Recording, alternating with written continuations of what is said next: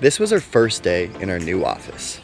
An ambitious team of 4 crammed into a windowless basement space, eager to bring life to our startup. This was March 2020. Let me repeat that. March 2020. And then the world stopped. We were caught off guard and uncertain of the future. But here at Prepr, we pride ourselves on our ability to adapt and embrace our digital capabilities. Establishing a digital office wasn't the hard part. Online offices are equipped with hundreds of tools that help them stay connected and maintain a productive workflow from the comfort of their homes. But there's an even more daunting challenge that we believe most online offices undervalue. How do you build a company culture when your team isn't physically present? Here's how we do it at Prepr. Can you talk about some of the things we're doing here at Prepr, especially as a fully remote workplace? Yeah, we are a fully remote workplace. Had an office kind of briefly before lockdown, and then that was, we had to get rid of that.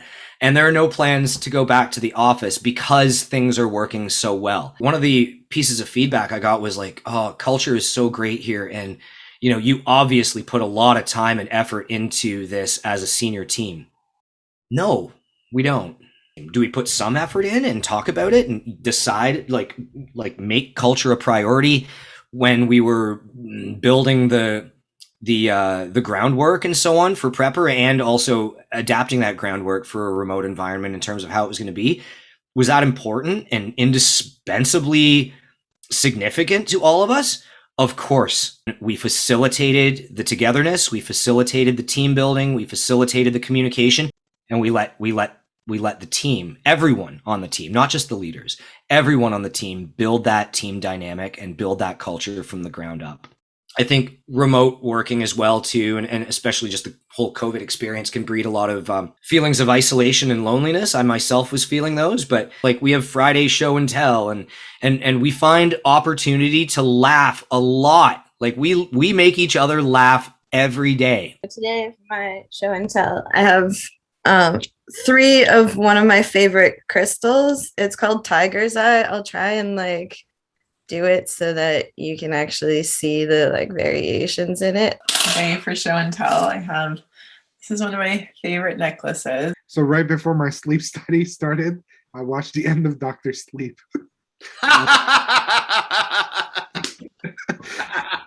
An awesome movie, but it's pretty it's the funny. Shining, man. It's like that openness, that little bit of silliness that makes us comfortable with one another. Not every conversation has to be about a project or whatever. I think in a corporate setting, there's a huge intimidation factor when we're talking about like a corporate ladder. It's hard to talk to the people above you. You're scared of judgment.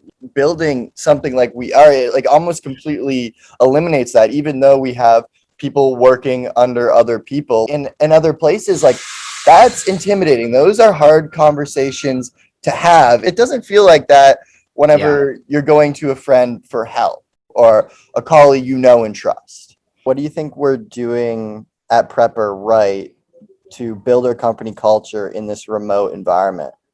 I think having at least one video call a week where we're all seeing each other's faces. Equally, I think it's great that we don't have video calls all the time. So there's a level of facade you don't have to put up that's really liberating that you can get with remote work that gets lost when everything is video calls. And then at the end of the week being brought back and seeing everyone's faces and having that personal connection is really fantastic. We've probably not met 80% of our staff over the last 2 years, right? We've had to onboard remotely. We've had to, assess remotely. We've had to then also be able to help people build people and do that in a way where you're not in a direct mentor-mentee in-person relationship. And so being really, again, intentional, being conscious of everybody's development journey and where they're at and what they need and what types of challenges can you realistically give them to help them set them up for success, right? How do you set people up for success remotely assessing them, onboarding them, and then expecting them to engage with your organization, understand its products and services so that they can actually help you, grow what you need to grow. One of the interesting parts of this journey is continuously learning and continuously improving and being committed to lifelong learning as an organization. That's really important. Then every single organization in the world right now is struggling with this very challenge. Even ourselves at Prepr, like we're not perfect, but we're in that, the loop, and constantly working on those smart workplace, hybrid learning challenges that every workplace is working on, and that's super exciting. What do you think of some of the activities we're running? Like we do like show and tell, we do walk and learn, that these aren't necessarily related to work at all, but they're building our teams. They build the team. I think they help us to see each other as human.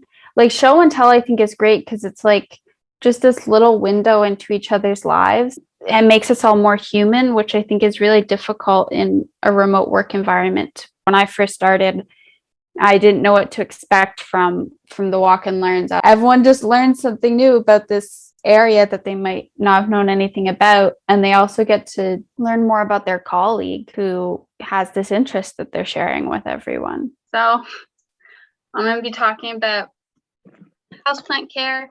I think I'm at 69 houseplants, which is a lot. And I do manage to keep most of them alive.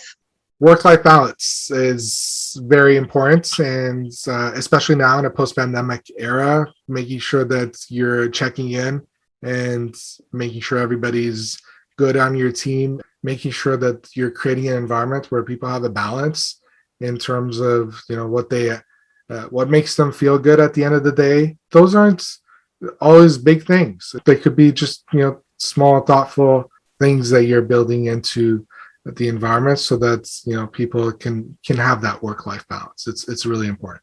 To you, ideally, what does a good company culture look like?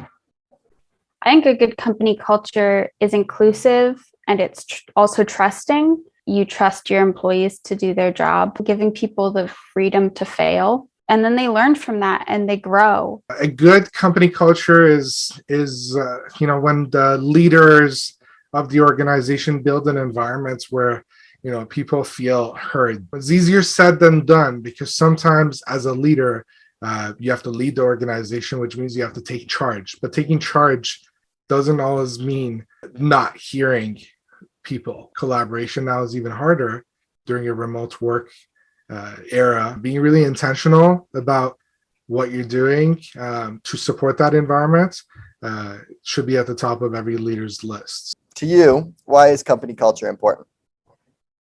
I think company culture is why people stay at a company. So you could be doing something you love and are very passionate about it. But if you're feeling overly stressed or micromanaged or really in conflict with the people you're working with, you're going to leave. You're going to look for something else because it'll make your situation feel very miserable. And work is so much of your life. It's not worth the mental strain, that's 40 hours of your week.